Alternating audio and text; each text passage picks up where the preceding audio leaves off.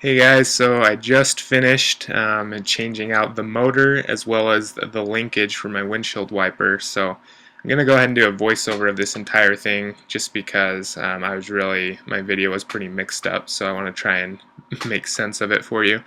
So right here I was just showing the first thing that you'll do is there will be those black caps that are on top of the wiper arm. So you can pop that off with just like a flathead screwdriver, and then underneath there's a screw with a nut on it, so you'll undo that. Right here you can see I'm showing that you have to put pressure on it because there's a spring that kind of springs back and makes the arm be uneven on the post, so you have to make it even so that it can slide off easier. And as well, it's going to take some work to get it off. It even after the nut's off, it's kind of stuck. And as you can see, I've got some nice black duct tape right there because when I was trying to get the arm off, I was putting pressure on the plastic there and it cracked through, so be careful of that. It's bad news.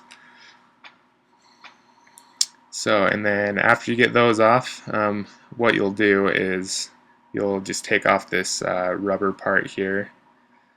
And I'm not going to do it because in my video I kind of recorded things backwards, but you'll remove that. And then the actual plastic piece that's up against the windshield, that pulls away. There's kind of a groove behind it that it's pushed into, so it just pulls away, and it's kind of hard at first, but just keep working with it and be careful so you don't break anything trying to get that out, but it'll pull away there. So, and then next up here, this is when I had everything apart. So this is the old motor that I had, and you can see that it's spinning. But it's spinning pretty slowly, and basically no matter what speed I would turn on the windshield wiper settings, it would go the exact same speed. So figured that the engine was kind of dying as well, so I went ahead and purchased a new one. So now we're going to take a look at the new motor hooked up. So as you can see, the new one, it's moving much more smoothly and somewhat quicker as well. It's not super fast, but it doesn't need to be. It's just a nice steady. So this new motor is going to work great. Originally I wasn't sure if the motor had an issue or not, but I just purchased a new one just in case, and I think it was wise to do that.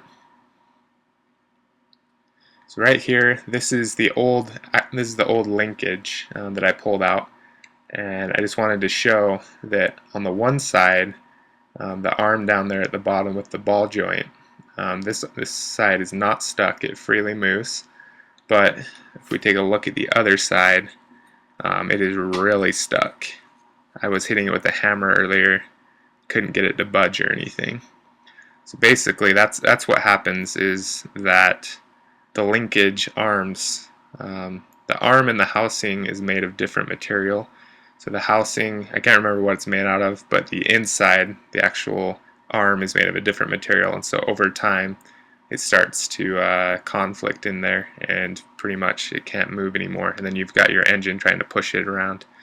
So here's my new linkage, and I did have to take the arms off of the old linkage. It doesn't come with it, so but it fits just fine on there, the old arms, and they snap onto the ball joints. And there's my new motor as well. So you'll hit those arms onto the ball joints just with a hammer or whatever. So alright, so I just wanted to show this is the new linkage, but without the arms on it, so you can see the ball joints down there. And I basically just wanted to show how freely those arms move. It's just important that they move easily. Otherwise you're just going to have more issues in the future. So some people, there's a tutorial that I found that shows how to replace all this, and it even shows how you can rebuild the linkage, but it's getting so cheap now. I purchased mine, I think it was $20 before shipping. It was like 27 bucks after. So really it's worthwhile just to buy a whole new linkage like this. That way you know that you're not going to have to redo this again probably as soon. So I recommend just buying a new one, and I'll put the link below for where I purchased this one, as well as the link to that tutorial that I found.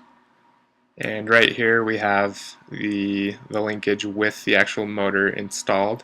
What I found out and realized afterwards is that I was using the wrong bolts there. The bolts that are supposed to go on there do not have washers, at least in my case.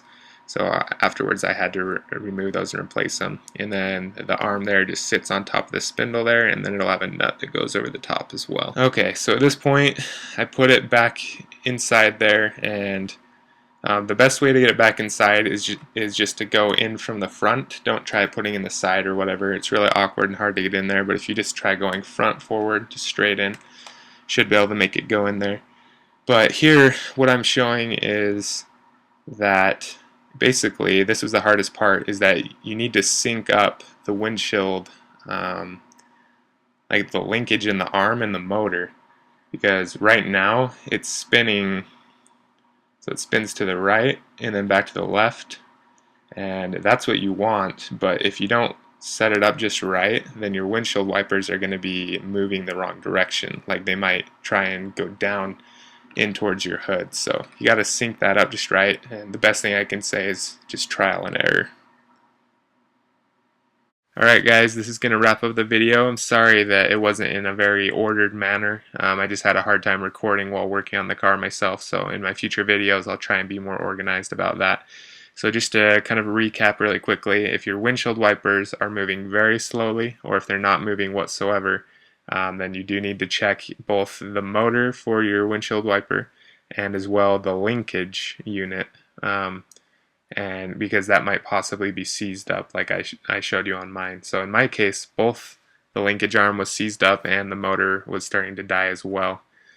So check both of those, and they might need to be replaced. Once again, I'll put links in the description so that you can know where I bought my parts and also where that tutorial is at. So I'll continue to post more tutorials as my car continues to break down, as I'm sure it will. And so you can subscribe to my channel if you'd like to.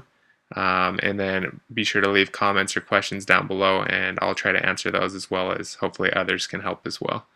So that will do it for this video. We'll see you next time.